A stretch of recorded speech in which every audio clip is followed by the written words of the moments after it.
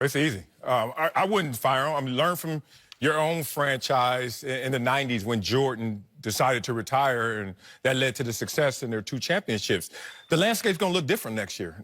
We don't know what KD's going to do. We don't know what Kawhi's going to do. Things are going to flip, just like they flipped this year when LeBron came west. So you don't know what D'Antoni's going to do? No, I don't know what the landscape's going to look like in terms of competition. D'Antoni needs 2 things to change.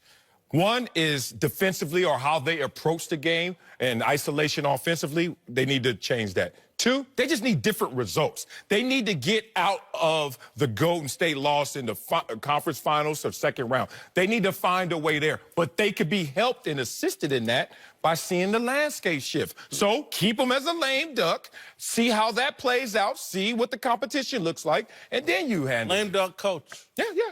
For this situation, yes. Toronto Raptors, where they've been the last few years prior to this year. They couldn't get past LeBron, couldn't get past Cleveland. Now, boom, LeBron leaves.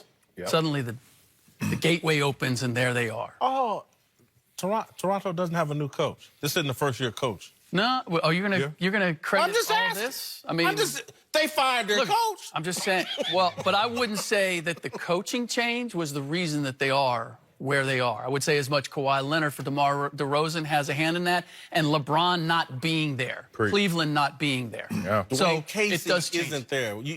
This is my this is my Coach of the year. Yeah. I mean, that's why I didn't use that example. I knew you was going to come with, you had some ammo on that one, but no. This is my thing, is when I look at James Harden, has become arguably the best offensive weapon that we know in the game.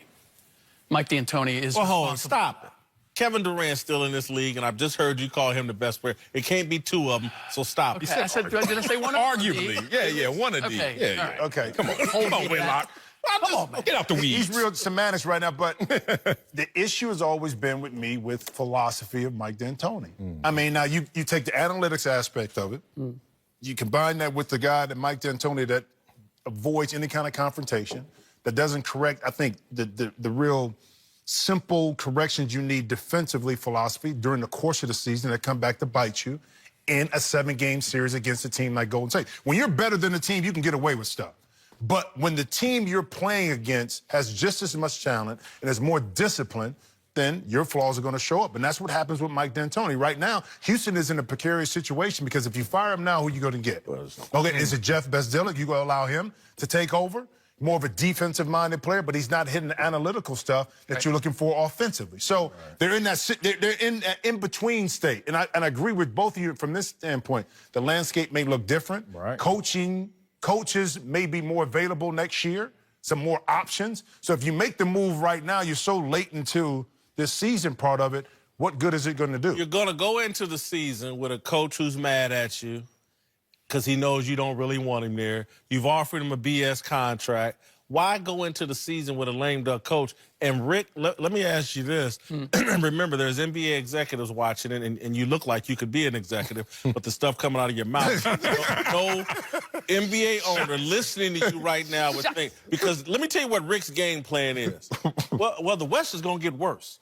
So we're going to wait for everybody to get worse. It worked this year for the East.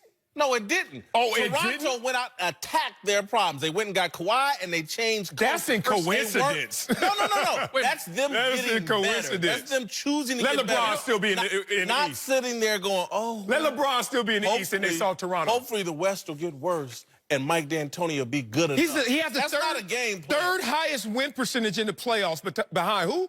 The Cavs and the Warriors. You do not say, bye, coach. You say, prove it, coach, and that's a lame duck year for him. If Chris Paul doesn't have the hamstring a year ago, are we even having this conversation about Mike D'Antoni? Yes, we are, because that's some BS, and we've seen that proven because Kevin Durant got hurt, and the Warriors still took care of Houston. So don't give me this. If Chris Paul very capable of doing exactly what he did this year in game 6 or 7 or whatever games he missed last year, that's no guarantee. Chris Paul ain't Isaiah Thomas. He ain't Michael Jordan. Chris Paul got exposed. This is my point. Mike D'Antoni led them to the best record. Yep. They had a Game 7 on their home floor. They played the champions tooth and nail to the end. They lose Chris Paul and Andre Iguodala comes back. It's a special set of circumstances. I can't just look at what they did this year and what happened this year when you changed out the roster, when you didn't have Jeff Bzdelik for half of the season. There were influences. Do some things need to change? Do you need to have a defensive coach on that bench? Right. Do you need somebody who's going to provide the confrontation that Mike doesn't? I agree with all that.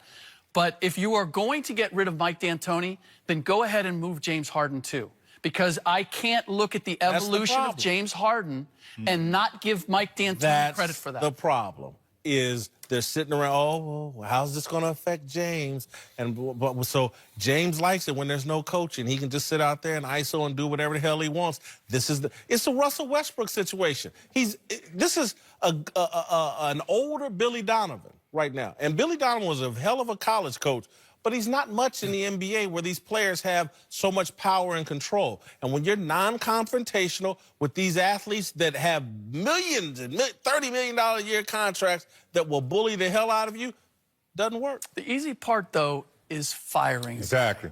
I need to know who's coming in, who's going to make it better. If you told me there was a guy sitting out there that would have the answer, then I'm willing to listen, because I do think that it's Daryl Morey's job to find the answer. That's what they're paying him for. And offering a guy half the money that you say you are, you're already hey, man, we really don't believe in you. And he's pissed off about it and has his agent talking about it. So show me where an angry Mike D'Antoni who didn't win it in Phoenix, didn't win it in New York, and ain't won it in Houston. But let's keep giving him opportunity. You may have answered your own problem. You just said that a guy is non-confrontational. An angry D'Antoni might give you exactly the sauce you need. On top of the simple understanding of this situation is you're playing through the Jordan years, except it's not one player, it's the dynastic Warriors years.